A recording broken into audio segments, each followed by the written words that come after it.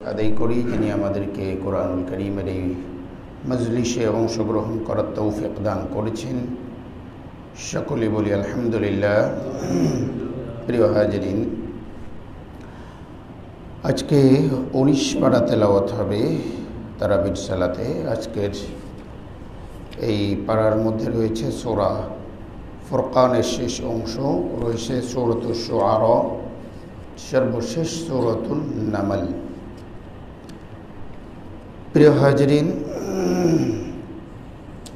সূরা ফুরকানের শেষ দিকে গিয়ে 63 আয়াত থেকে নিয়ে প্রায় শেষ পর্যন্ত আল্লাহ রব্বুল ইজ্জত ওয়াল জালাল এখানে তার প্রিয় বান্দাদের কিছু গুণাবলীর কথা তুলে ধরেছেন। আল্লাহর প্রিয় বান্দা যারা হয় তাদের সিফাত বা বৈশিষ্ট্য কি হয় আল্লাহ এখানে খুব সুন্দর করে তুলে ধরেছেন। আল্লাহ বলেছেন, ওয়াইবাদুর রহমানিল্লাযীনা ইয়ামশুনা আলাল আরদি হাওনা ওয়া ইযা খাতাবাহুমুল জাহিলুনা ক্বালু সালামা। আল্লাহ বলেছেন, রহমানের বান্দা তারা জমিনের মধ্যে যখন চলে বিনম্রভাবে চলে, অর্থাৎ তারা জমিনের মধ্যে উদ্ধত্ত অহংকারের সাথে চলে না, বরং জমিনের মধ্যে যখন চলে তখন সহজেই বোঝা যায় যে লোকটা নম্র ভদ্র। দ্বিতীয় নম্বর, ওয়াইদা খাতাবাহুমুল জাহিলুনা ক্বালু সালামা। জাহেল বা মূর্খ মানুষ যখন তাদেরকে সম্বোধন করে কটু কথা বলে তখন তারা বলে সালামান, তোমরা শান্তিতে থাকো। অর্থাৎ মানুষ চলার পথে তাকে নানাভাবে উত্তেজিত করার চেষ্টা করে, বিশেষ করে যারা তাকে জানে না, বোঝে না, তার সম্মান বা মর্যাদা সম্পর্কে ওয়াকিফাল না, তাকে নানাভাবে টিচ করার চেষ্টা করে, উত্ত্যক্ত করে, বিরক্ত করে। যখন এমন মূর্খ অথর্ব মানুষগুলো তাকে বিরক্ত করে তখন বলে ক্বালু সালামান, সালাম বলে। সালাম বলা হয় মানে ভাই ভালো থেকো, এড়িয়ে চলা, কি করা, এড়িয়ে করে, ভাই ভালো থাকেন। মানে মূর্খ মানুষের সাথে তর্ক করা আদেও ঠিক নয়। মূর্খ মানুষ দেখবেন আপনাকে তর্ক করে আপনাকে যে কোনো একটা জায়গায় নিয়ে যাওয়ার চেষ্টা করবে। কবি শেখ সাদী রহমতুল্লাহি আলাইহি খুব সুন্দর বলেছেন যে কোনো মূর্খ মানুষ যদি জ্ঞানী মানুষের সাথে বিতর্ক করে জিতে যায় তাহলে মনে করো না যে এই মূর্খ মানুষের দাম বেড়ে গিয়েছে আর জ্ঞানীর মর্যাদা করে কমে গিয়েছে। বলে দেখো, একটা পাথর, বড় শক্তিশালী একটা পাথর যদি মুক্তাকে আঘাত করে মুক্তাকে ভেঙে দেয় তাহলে মুক্তার মান কমে যায় না আর পাথরের দাম বেড়ে যায় না। মানে পাথরের আঘাতে যদি মুক্তা ভেঙে খান খান হয়ে যায় তাহলে এর দ্বারায় পাথরের দাম বাড়ে না, মুক্তার মান কমে না। তো এজন্য জাহেল বা মূর্খ মানুষদের সাথে আচরণ হবে, ওদের সাথে কামড়াকামড়ি করতে যাব না, ব্যাস তুই তোর মতো থাক, ক্বালু সালামা, আমার অনেক কাজ আছে। মূর্খ মানুষের সাথে বিতর্ক করে সময় নষ্ট করা জ্ঞানীদের কাজ নয়। আল্লামা তাকি উসমানী সুন্দর একটা এক্সাম্পল দিয়েছেন। তুমি যখন কোনো কাজ করবে, কোনো ভালো কাজ করবে, কোনো সামাজিক কাজ করবে, দেখবে মানুষ তোমার পিছনে লেগে আছে, তখন তুমি কি তার সাথে গোলমাল করবে? তো উনি বলেছেন না, সেটা করবে না। কেন? বলে মনে করো তুমি রাষ্ট্রীয় পুরস্কার তোমার জন্য অপেক্ষা করছে, রাষ্ট্রীয় সম্মাননা, তুমি রাষ্ট্রীয় সম্মাননা নিতে যাবে, বাড়ির থেকে রওনা দিয়েছো, বাসার থেকে, পথিমধ্যে কেউ তোমাকে পিছন থেকে উত্ত্যক্ত করছে, তোমাকে বিরক্ত করছে, তোমাকে কটু কথা করছে, গালাগালি দিচ্ছে আর কি, তখন তুমি কি করবে? তুমি কি তার সাথে পাল্টা উত্তর দিবে নাকি আরে ভাই তোর লোকে কথা কর টাইম নেই, আমার তো রাষ্ট্রীয় সম্মাননা নিতে হবে নির্দিষ্ট সময়? তো আল্লাহ মানুষকে পাঠিয়েছেন দুনিয়ার মধ্যে, আর মানুষের জন্য একটা সম্মাননা আল্লাহ আখিরাতে তৈরি করেছেন। কাজেই তার এই সম্মাননা নেওয়ার জন্য সে দুনিয়ার মধ্যে চলমান যাচ্ছে। এখানে তাকে বিভিন্ন মানুষ টেনে ধরবে, কখনো ইবলিস তাকে টেনে ধরার চেষ্টা করবে, কখনো মানুষরূপী শয়তান তাকে টেনে ধরার চেষ্টা করবে, কখনো নফস তাকে কি করবে, প্রতারিত করবে। তার মানে তোমাকে পিছনে টেনে নেবে, কিন্তু তুমি কারো কথা শুনবে না, কারোর সাথে ঝগড়া করবে না, কারো তো উত্তক্ত করলে তুমি পাশ কাটিয়ে চলে যাবে, তুমি তোমার গন্তব্যে যাওয়ার জন্য দ্রুতগামী হবে। আল্লাহ হেফাজত করুন। والذين يبيتون لربهم سجدا وقياما, যখন তারা রবের জন্য, والذين يبيتون لربهم, যখন রাত যাপন করে, রাত যখন হয় সিজদা এবং দণ্ডায়মান অবস্থায় তারা রাত যাপন করে, অর্থাৎ তাদের রাতটা কাটে হলো কিসে? দাঁড়ানো অবস্থায়, সিজদায় অবস্থায়, আল্লাহর ভয়ে ভীত অবস্থায় ইবাদত। এটা বলছিলাম আল্লাহর বান্দাদের সিফাত বা বৈশিষ্ট্য। তারা রাতের বেলায় শুধুমাত্র ঘুমিয়েই থাকে না, পশুর মতো শুধু ঘুমিয়েই থাকে না, বরং নির্দিষ্ট সময় ঘুমায়, আবার ঘুম থেকে উঠে আল্লাহর দরবারে বিনয়বনত হয়ে সিজদা, রুকু, কিয়াম, দণ্ডায়মান অবস্থায় কাটায়। তারা বলে, আল্লাহ জাহান্নামের আযাব আমাদের থেকে সরিয়ে দিন। তারা যখন খরচ করে তখন অপচয় করে না, আবার একেবারে কঞ্জুসিও করে না, মধ্যম পন্থায় খরচ করে। এটা আল্লাহর বান্দাদের সিফাত। তারা আল্লাহর সাথে কাউকে শিরিক করে না। ওয়ালা ইয়াকতুলুনা আন-নাফসা আল্লাতী হারামাল্লাহু ইল্লা বিল হাক্কি, অন্যায্য বা অন্যায়ভাবে কাউকে হত্যা করে না। ওয়ালা ইয়াজনুন, তারা ব্যভিচারে লিপ্ত হয় না। যারা এই কাজগুলো করবে আল্লাহ তাদেরকে শাস্তি দিবেন, তবে যারা তাওবা এবং ইস্তেগফার করে ফিরে আসবে আল্লাহ তাদের ক্ষমা করে দিবেন। ওই সকল মানুষ লা ইয়াশহাদুনা যুরা, মিথ্যা সাক্ষী দেয় না। কি করে না? মিথ্যা সাক্ষী দেয় না। মিথ্যা সাক্ষী ছড়াছড়ি বর্তমান, টাকায় সাক্ষী কিনতে পাওয়া যায়, বানায় দেওয়া হয়। আল্লাহ মিথ্যা সাক্ষীকে অনেক বড় জঘন্যতম অপরাধ বলে গণ্য করেছেন। নবীজি সাল্লাল্লাহু আলাইহি ওয়াসাল্লাম শোয়া রয়েছেন, হেলান দেওয়া রয়েছেন। জিজ্ঞাসা করলেন এক সাহাবী এসে, আকবরুল কাবায়ের, বড় গুনাহ কি? বলেন আশরিকু বিল্লাহ। বলে সুম্মা মাযা? সুম্মা উকুকুল ওয়ালিদাইন, পিতামাতার অবাধ্য হওয়া। এরপরে কি? আল্লাহ নবী সাল্লাল্লাহু আলাইহি ওয়াসাল্লাম বলেন কাউলুজ জুর, মিথ্যা কথা বলা বা মিথ্যা সাক্ষী দেওয়া। আল্লাহ নবী সাল্লাল্লাহু আলাইহি ওয়াসাল্লাম হেলান দেওয়া ছিলেন, এবার উঠলেন, তিনবার আলা ওয়া শাহাদাতুজ জুর, আলা ওয়া কাউলুজ জুর, বারবার বলতেছিলেন মিথ্যা সাক্ষী দেওয়া, মিথ্যা সাক্ষী দেওয়া। এজন্য মিথ্যা সাক্ষী দেওয়া অনেক বড় অন্যায়। ওয়াইদা মাররু বিল্লাগবি মাররু কিরামা, কোনো গলদ জায়গা দিয়ে যখন যায়, কোনো বেহুদার জায়গার পাশ দিয়ে যায়, আস্তে করে এড়িয়ে চলে যায়।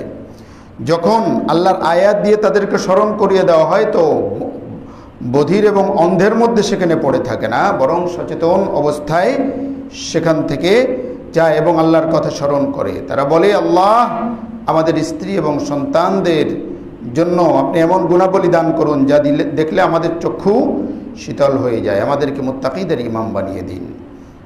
৭৪ নম্বর আয়াত। এই দোয়াটি আমরা বেশি বেশি করে পড়তে পারব, পড়া উচিত। রব্বানা হাবলানা মিন আজওয়াজিনা ওয়া যুররিয়াতিনা কুররাতা আয়ুনি ওয়াজআলনা লিল মুত্তাকিনা ইমামা। ৭৪ নম্বর আয়াত সূরাতু আল ফুরকানের, অর্থাৎ আমাদের সন্তান, আমাদের স্ত্রী, পরিবারের জন্য, পরিবারের মধ্যে মিল মহব্বত হওয়া, পরিবারের সাথে সুসম্পর্ক হওয়া, আল আওলাদ, সন্তান যেন আল্লাহর বাধ্যগত হয়, এজন্য আমরা এই দোয়াটি বেশি বেশি করতে পারি। রব্বানা হাবলানা মিন আজওয়াজিনা ওয়া যুররিয়াতিনা কুররাতা আয়ুনি ওয়াজআলনা লিল মুত্তাকিনা ইমামা। মনে থাকবে তো? সূরা ফুরকানের ৭৪ নম্বর আয়াত।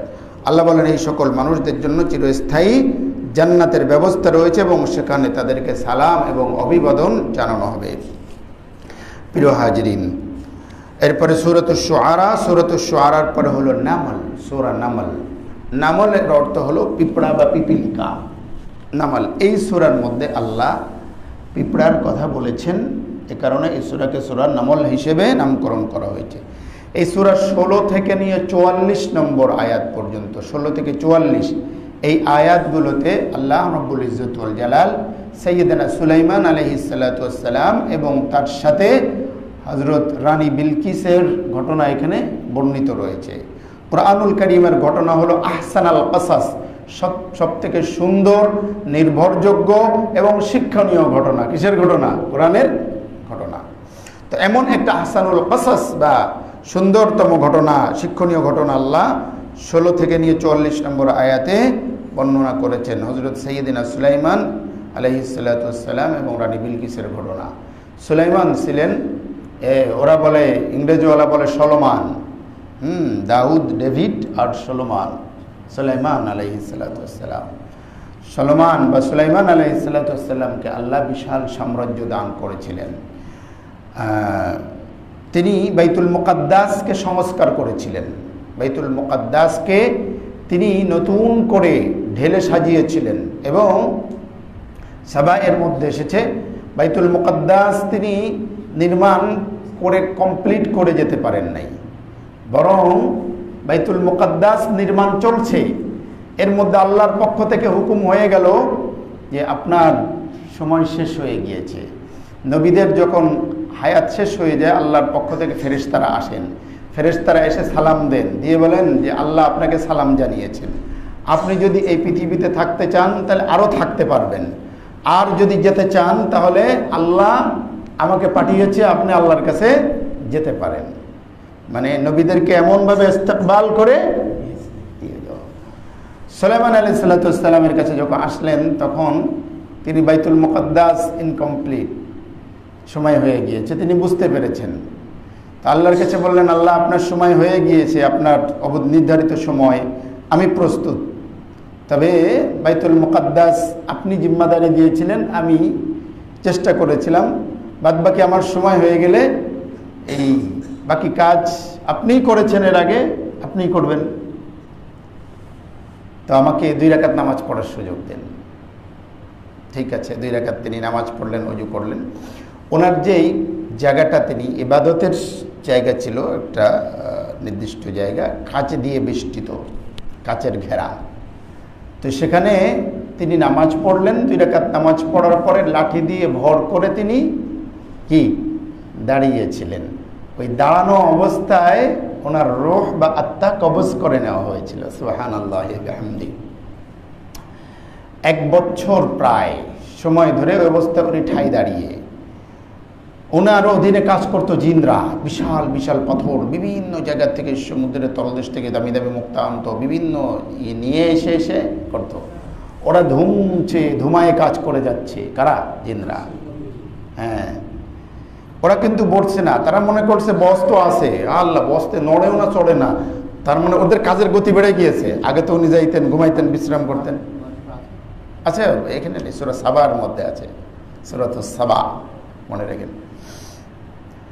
তো এরপরে এদিকে ওনার লাঠিটা ওই পোকায় খাওয়া শুরু করছে। খেতে খেতে খেতে খেতে যখন 1 বছর হয়ে গিয়েছে, বাইতুল মুকাদ্দাসের কাজ কমপ্লিট,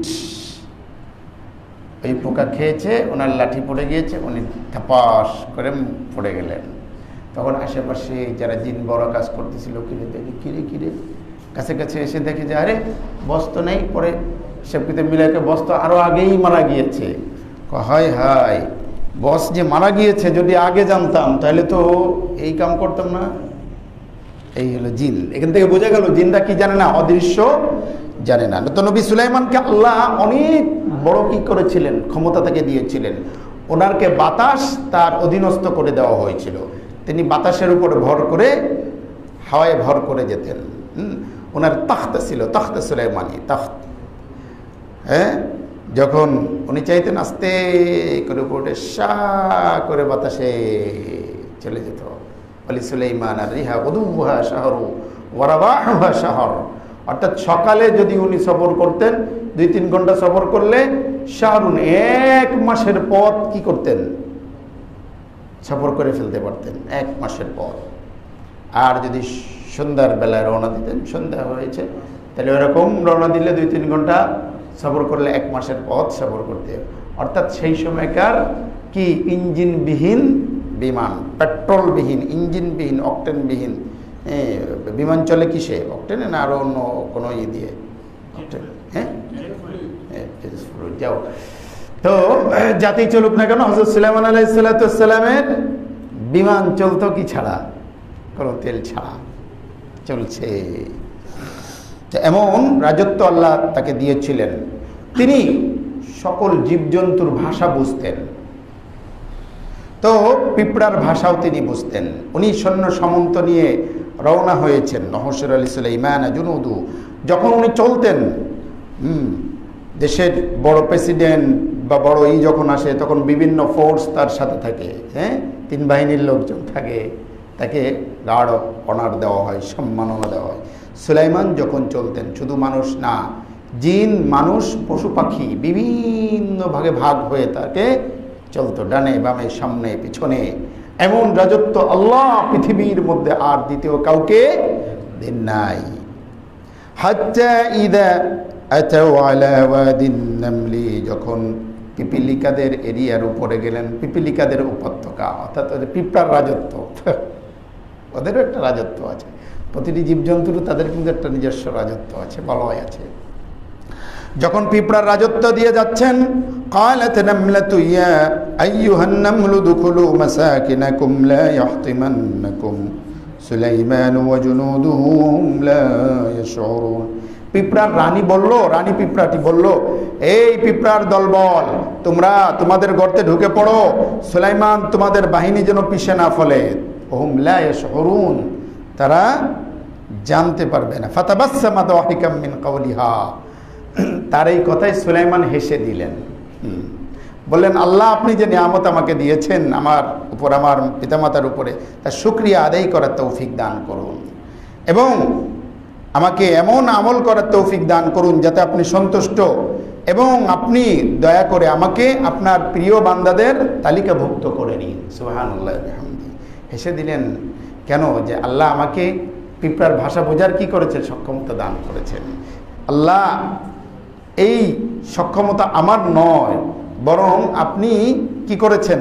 এই নিয়ামত দান করেছেন, আপনি আমাকে তৌফিক দিয়েছেন, তাই তৌফিক পেয়েছি। অতএব আল্লাহ আপনি আমাকে আপনার শুকরিয়া আদায় করার মতো, আমাকে কৃতজ্ঞতা আদায় করার মতো কি করুন? আমাকে আমল করার তৌফিক দান করুন। বর্ণিত রয়েছে হযরত সুলাইমান আলাইহিস সালাতু ওয়াস সালাম, এখানে নেই, তাফসীর বা অন্য জায়গার মধ্যে, পিঁপড়াকে ডাক দিলেন, এই পিঁপড়ার রানী এদিকে এসো, তোমাকে কি মনে হয় যে আমি একজন জালেম অত্যাচারী শাসক?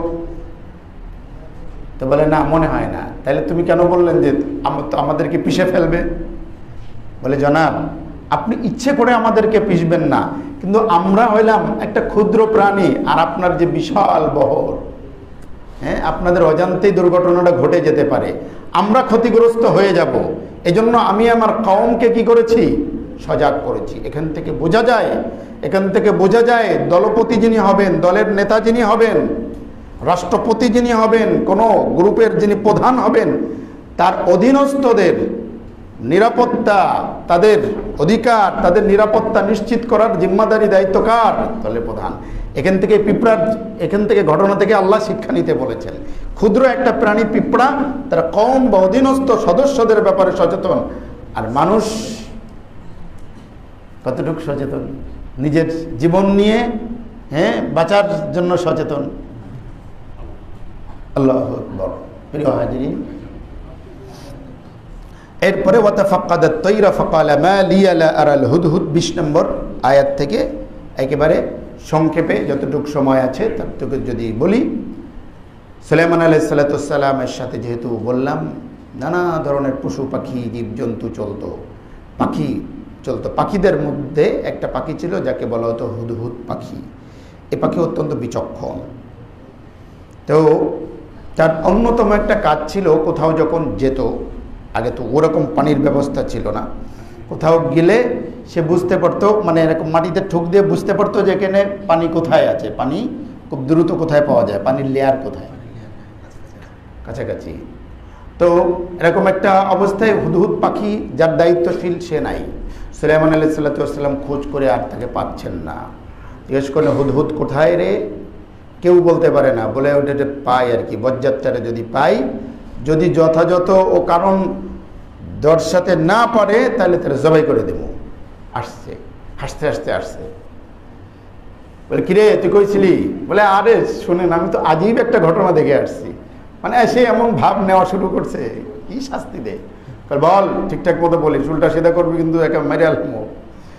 বলে, স্যার, জনাব বাদশাহ মহোদয়, আমি গিয়ে দেখলাম যে কিছু লোক একজন মহিলার অধীনে কাজ করে। দেখছেন আশ্চর্য, মহিলার অধীনে কাজ করে, মহিলারে রাষ্ট্রপ্রধান বানায় চলতেছে। আরে কি ব্যাক করল লোকজন। আরে শুধু তাই না, এরা আবার কি সূর্যের পূজা করে। দেখেন তো। সুলাইমান আলাইহিস সালাতু ওয়াস সালাম বলেন, তোর কথা সত্যি কি মিথ্যা এটা কিন্তু প্রমাণ হবে। এখানে এসে কি করিস না, চাপাবাজি মারিস না, কিন্তু চাপাবাজি মারবি তো খবর কয় না, একেবারে সত্যি বলতেছি। ঠিক আছে, একটা চিঠি দিলেন, যা এই চিঠিটা নিয়ে ওখানে দিবি, চিঠির রিপ্লাই কি আছে এটাও নিয়ে আসবি। চিঠিটা দিচ্ছে, দিয়ে সেই রানীর ওখানে গিয়ে ফেলেছে, চিঠি দিয়ে সরে আসছে, দেখে ওখানে দেওয়া আছে ইন্নাহু মিন সুলাইমান ওয়া ইন্নাহু বিসমিল্লাহির রহমানির রহিম আল্লা তা'লু আলাইয়া ওয়া আতুনি মুসলিমিন। আল্লাহর নবী সুলাইমানের পক্ষ থেকে এই চিঠিটা দেওয়া হলো ওয়া আতুনি মুসলিমিন, তোমরা সারেন্ডার করো, আল্লাহর অনুগতশীল বান্দা হও। এবার সংক্ষেপে চিঠি। তখন রানী ডাকলেন, সেই রানী ছিল বিলকিস, সাবা, ইয়ামেনের একটা এলাকা সাবা, সেখানকার রানী। সে সব কিছু দেখে লোকজনকে ডাকলো। লোকজন বলল যে আপনি যা করবেন সব, আমরা যুদ্ধের জন্য প্রস্তুত। তো বলছে দেখো চিঠির ভাষায় মনে হচ্ছে তিনি অত্যন্ত প্রভাবশালী ব্যক্তি, না বুঝে উল্টা সিধা অস্ত্র ধরা এটা বুদ্ধিমানের কাজ না। শোনো, রাজা বাদশারা কোনো এলাকায় গিয়ে যখন সে এলাকা পদানত করে তছনছ করে ফেলে, কিন্তু একেবারে তামা তামা করে ফেলে। মহিলার বুদ্ধি ছিল। বলে ঠিক আছে, আমি একটু পরীক্ষা নিই, আসলে কি চায়। কিছু উপঢৌকন টৌকন দিয়ে পাঠাই দিল। তখন সুলাইমান আলাইহিস সালাতু ওয়াস সালাম উপঢৌকনগুলো ফেরত দিয়ে বললেন, এরে আমার কি মনে করছো দুনিয়ার কোনো ইসের লোভ লালসা বশবর্তী হয়ে? আমি দাঁড়াও আসতেছি, আমি ফোর্স নিয়ে আসতেছি। যখন এটা বলছে বলে পাঠাই দিয়েছে, তখন ওই মহিলা বুঝে গিয়েছে যে তিনি দুনিয়ার কোনো রাজা বাদশাহ নন। তখন তিনি নিজেই তার দলবল নিয়ে এসেছিলেন, অনুগত হয়ে মুসলমান হয়েছিলেন। তার আগে ওনার রাজ সিংহাসনটা সুলাইমান আলাইহিস সালাতু ওয়াস সালাম আনিয়ে নিয়েছিলেন, এবং রাজ সিংহাসনটা এনেছিলেন কারে দিয়ে? এনেছিলেন একজন মানুষকে দিয়ে, না জিনকে দিয়ে না। জিনকে বলেছিলেন, জিন বলেছিল আমাকে এক বেলা লাগবে, মানুষ বলেছিল চোখের পলকে এনে দেব, তো মানুষটা চোখের পলকেই এনে দিয়েছে। এই জন্য মানুষের শক্তি জিনের থেকে বেশি, মানুষের ইলম জিনের থেকে বেশি, মানুষের পাওয়ার আল্লাহ জিন থেকে বেশি দিয়েছেন। তো আল্লাহ রাব্বুল ইজ্জত ওয়াল জালাল এই ঘটনাগুলো থেকে আমাদেরকে শিক্ষা গ্রহণ করার তৌফিক দান করুন, আমিন। ওয়া আখিরু দাওয়ানা আলহামদুলিল্লাহি।